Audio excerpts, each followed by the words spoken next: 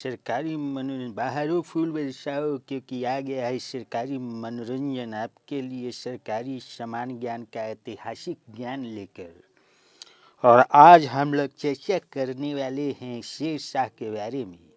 शेर शाह का जन्म 1472 ईस्वी में हुआ था एक साधारण परिवार में।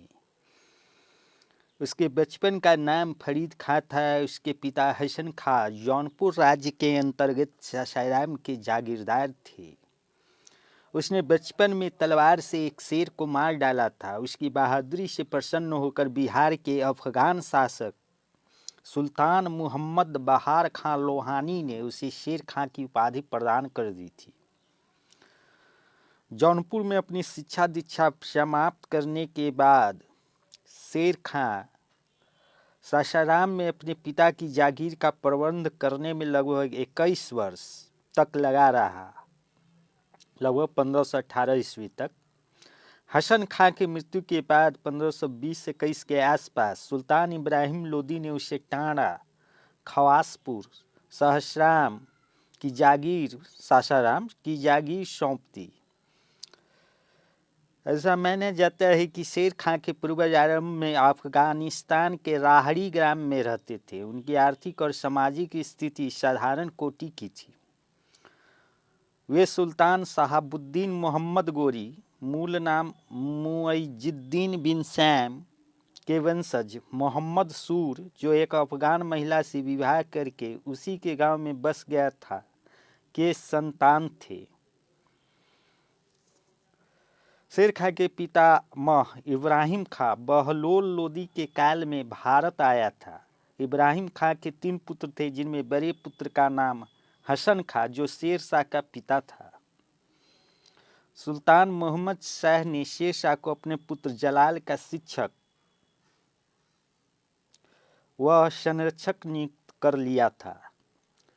1534 ईस्वी में सुरजागढ़ की लड़ाई में शेर शाह ने बंगाल की सेना को पराजित कर पूर्वी भारत में अपनी स्थिति सर्वोत्तर कर ली थी।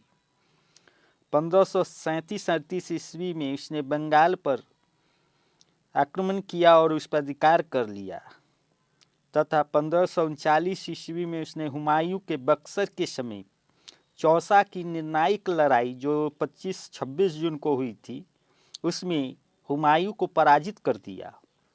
हुमायूं भागकर ईरान में शरणार्थी बन गया। चौसा की लड़ाई में विजयी होने के बाद शेर खां शेर शाह की उपाधि धारण कर सिंहासन पर विराजमान हो गया। चौसा में पराजित होने के 1 वर्ष बाद ही हुमायूं की सेना ने 1540 ईस्वी में कन्नौज या बिलग्राम के निकट शेर शाह से युद्ध के लिए आमने सामने खड़ी थी। बिलग्राम का युद्ध, जो 17 मई 1540 ईस्वी में हुआ था, में शेर शाह विजयी हुआ और उसके बाद उसने कन्नौज में डेरा डाला और सुजात खां को विजय हेतु ग्वालियर भेज दिया। 10 जून 1540 को आगरा में शेर शाह का विधिवत राज्याभिषेक हुआ। नवंबर 1540 में शेर शाह ने लाहौर पर भी अधिकार कर लिया। फलतः शेर शाह की स्थिति काफी सुदृढ़ हो गई। शेर शाह ने सूर्यवंश की स्थापना की तथा देश में डाक प्रथा का प्रचलन आरंभ किया। शेर शाह ने अपने शासनकाल में पटना का दुर्ग बनवाया था और इस नगर को पुनः बिहार की राजधानी बनाया था, और यह घटना 1541 ईस्वी की है। इस दुर्ग के निर्माण और पटना को राजधानी बनाने की चर्चा अब्दुल्लाह की रचना तारीख़ दाऊदी में मिलती है। अबुल फजल के अनुसार अकबर के समय में बिहार की सीमाएं रोहतास से तेलिया गड्ढी और तिरहुत से पर्वतीय क्षेत्रों तक विस्तृत थी। इसके अधीन 7 सरकारें और 199 परगने थे, जिनमें 55 लाख वार्षिक लगान प्राप्त होता था।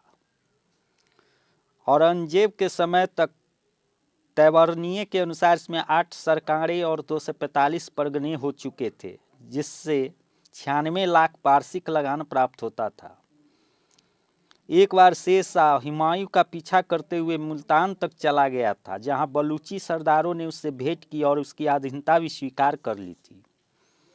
शेर शाह ने 1542 ईस्वी में मालवा पर आक्रमण किया था तथा 1543 में उस पर विजय प्राप्त कर लिया। मालवा के साथ साथ मांडू और सतवास पर भी शेर शाह का अधिकार हो गया। मालवा से लौटने के क्रम में शेर शाह ने 1542 ईस्वी में रणथंभौर पर भी अधिकार कर लिया तथा अपने बड़े पुत्र आदिल को वहां हाकिम नियुक्त कर दिया है।